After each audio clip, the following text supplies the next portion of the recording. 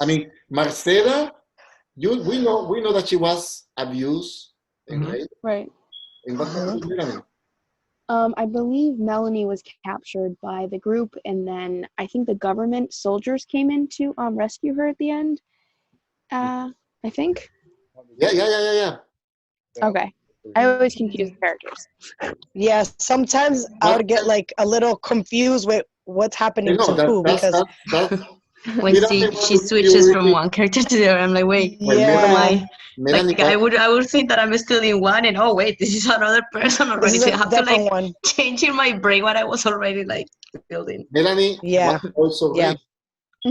Yeah. Was brutally raped by the military. Also, she was. So her and Modesta. That's why I kept kind of confusing, because Modesta too, right? Modesta was raped as well. Modesta, which is the indigenous woman, she was raped not only by the insurgents but also by the soldiers. Yeah. The ones that would come for food, right? That was actually Modesta. So this is the classical example of intersectionality. These three women from different backgrounds suffered the most atrocious ways of violence. Yeah. Because they were women. Yeah. Right? Yeah. White, blonde, upper class society, Melanie. Middle socialist, very idealistic Marcela, and the indigenous one Marcela. So that's actually the breaking point of this novel, that we are realizing that in each conflict, we are sometimes overlooking the people who are suffering the most. And in this case, are the women. And when we're having a conflict, we tend to find a guilty one. The guerrilla members, they were evil. The soldiers, the government, whoever. But in the end, all these members of society who are having less privileges are the ones who suffer the same type of violence. And that's why link them together. That reminds me of the opening of the first film we watched. I think it was called The Lost Children. How the shininess and the facade of the cities are sort of masking the poverty that's behind it. So in this case, you could say that the government censorship and the media are sort of masking what's happening pervasively. It is necessary to make up reality. It is necessary. Some people say, look what's going on right now with this crisis. Media, officials, other countries are trying to make up realities in order to portray them less traumatic, less brutal. But the joy of good literature and good film is that since they are creating fiction, they have a more liberty to start talking about each topic without hopefully any kind of censorship, which happens. No? However, good literature and good film is not all about fantasy like Harry Potter. It's something that happened, is intelligent, and make the other person to think shit happened. Yeah. So the conflict in Peru is over. If you watch the documentary after the triumph of Alberto Fujimori, which also was not a saint, but he was created that he ended the violent conflict between Sendero Luminoso and the society, but then he did other nasty things to continue in power. And after the fraud of Alberto Fujimori, that's when the Commission of True Reconciliation in Peru was implemented, because Alberto Fujimori, the president, also committed many attacks and abuses to human rights. Remember the documentary? You watched it, right? Okay. In class, right? The documentary that we watched in class, and I asked you to finish it on your own. Yes. If you haven't finished it, watch it, because then the conflict is over, but the trauma is still there. Yeah. It is very important that we keep this into mind, because now that we are selling, or they were selling, the idea of a very productive, modern, peaceful, and prosperous Peru,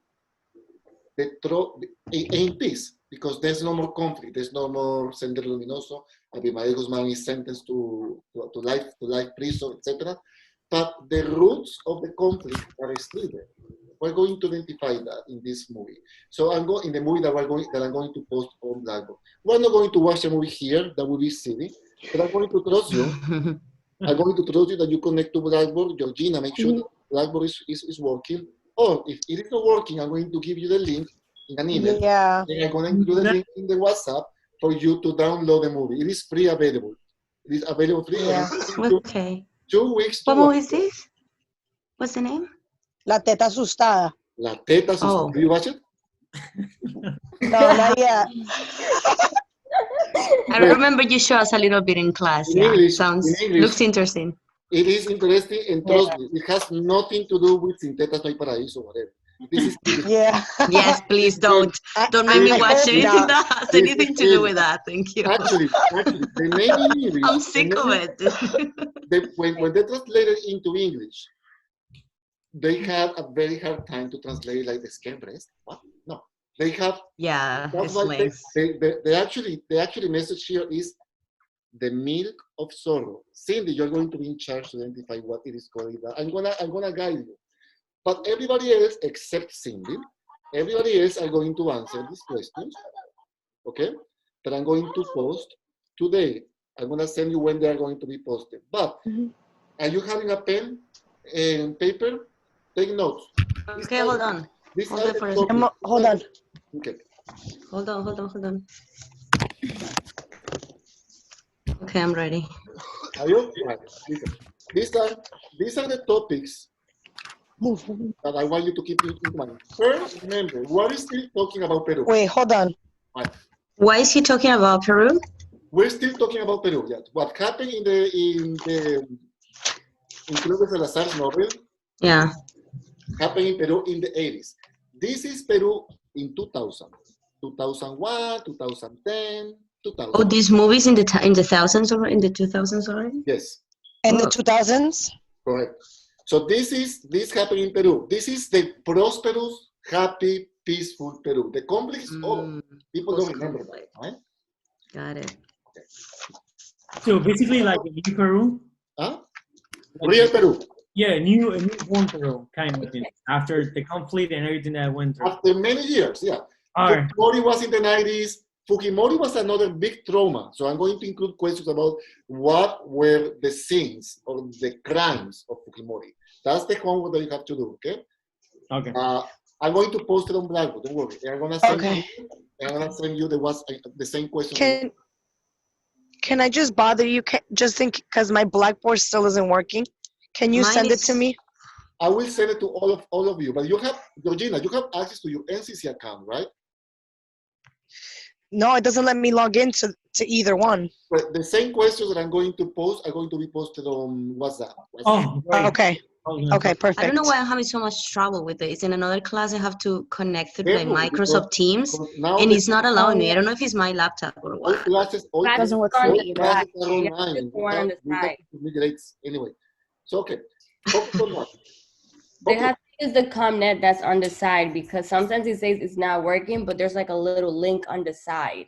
Yeah, and they told me that the cookies of my computer were blocking, blah, blah. Oh, it's a mess. I still have to fix it.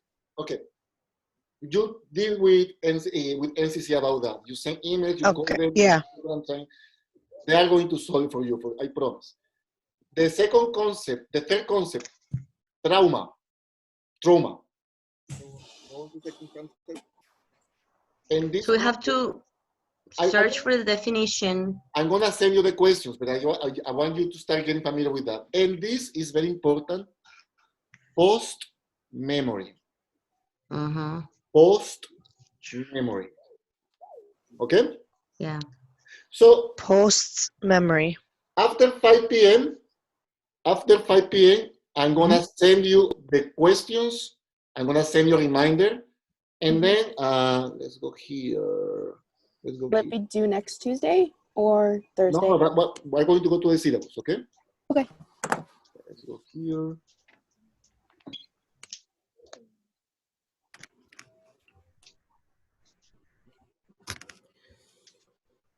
Oh, excellent. That's nice. I didn't know you can do that. Can you watch, chicos, can you watch the syllabus with me? Yeah. Yes. So I'm going to give you this week and next week to finish. But we're going to be in constant touch on WhatsApp and in your emails. Okay. We are going to connect again on April 7th, same time, okay? And this so next Tuesday. No, it's in 2 Tuesdays. Oh, 2 weeks. Okay. So next one we wouldn't be meeting here. No, no need. No need. Okay. No, I really want you to focus on the homework because it's going to be, since we're not having face-to-face classes anymore, that means that you are going to research and read a little bit more about these questions. But I'm going to give you everything for you. I'm going to focus on you. Okay? And by the way, Georgina, send me your personal email so I can send everything to your personal email if you don't have access to NCC, okay? Okay. Thank you. So, and Cindy is going to do a presentation of the movie. And Cindy, are you listening to me? Yes. And the character of Modesta. We already talked about Modesta, friendly. But the character of Modesta is the one in the book. And the character of Modesta could be the inspiration of one of the protagonists in 2000. Of course, that Modesta in 2000, after 1980s, is going to be very old. But once you watch a movie, think of Modesta. Think of Modesta. And once you're watching the movie, the daughter of Modesta, think of the daughter of that multiple rape that she had, okay? Everybody. Okay. I'm going to show you something here because this is related to the movie. So we identify in the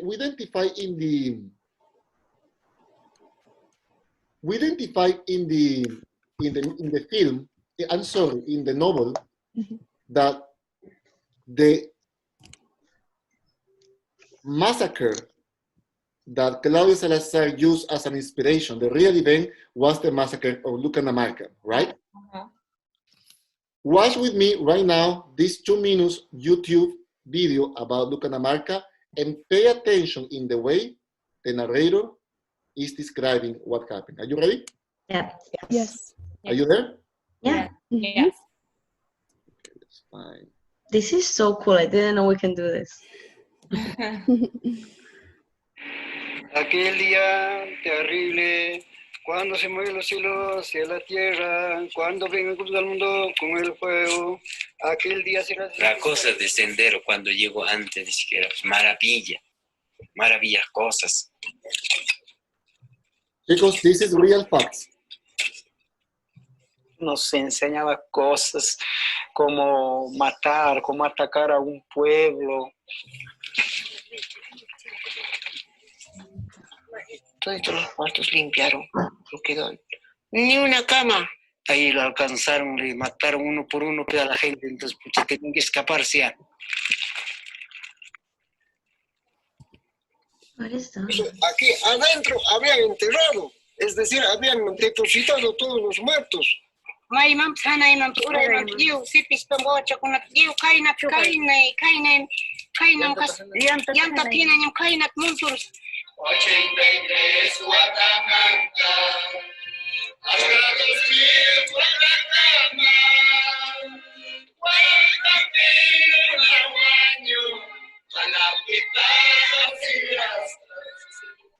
Soy sobreviviente del masacre de 3 de abril, muy bien.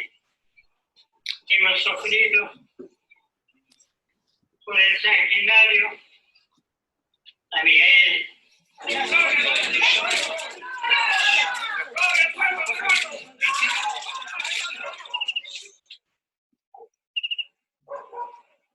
A mi familia, como a mis hermanos, a mis padres, lo matan. Y para nosotros no habrá justicia. No estoy de acuerdo que ellos también sean beneficiados.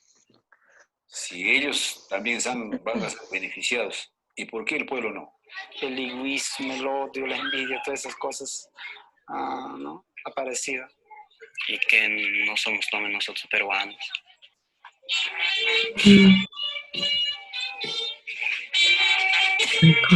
Remember, this is in Peru. This is awful.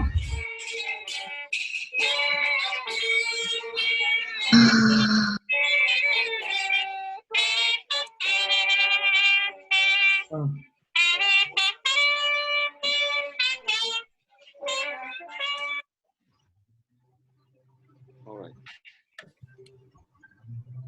What are you guys here? Okay, perfect. All right. Do you see the first part when he was describing? Was he singing, right? They were singing, right? It sounded like that, yeah. He was singing, right? Yeah. Okay. This is a very particular characteristic of the indigenous people in the south of Colombia, Ecuador, Peru, Bolivia. When they narrate things, they sing them. Oh. So when you listen to the Quechua language, it sounds like it's very melodic. So when they talk in Quechua, Cindy, this is important because there is music in this film. When they talk in Quechua, they sing. I don't want to say that they sing. It sounds melodic. In that way, the oral transmission, the oral communication for people who are not able to write, or for people who are not able to write and to Read. And to read, Read, sorry, yeah. to write and to read. The way that they memorize events is creating a song, right?